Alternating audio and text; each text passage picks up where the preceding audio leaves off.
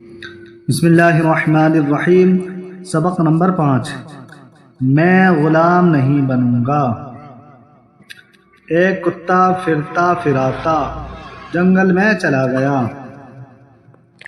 جنگل میں بڑے بڑے پیڑ تھے، پیڑوں پر بندر بیٹھے تھے۔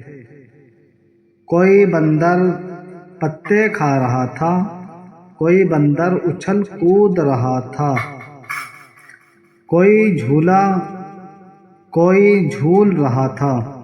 کتے نے ایک بندر سے کہا، میاں بندر، تم پیڑ کے پتے کھاتے ہو، میرے ساتھ شہر چلو، میری طرح آدمی کے گھر رہو، مزے کی چیزیں کھانے کو ملیں گی۔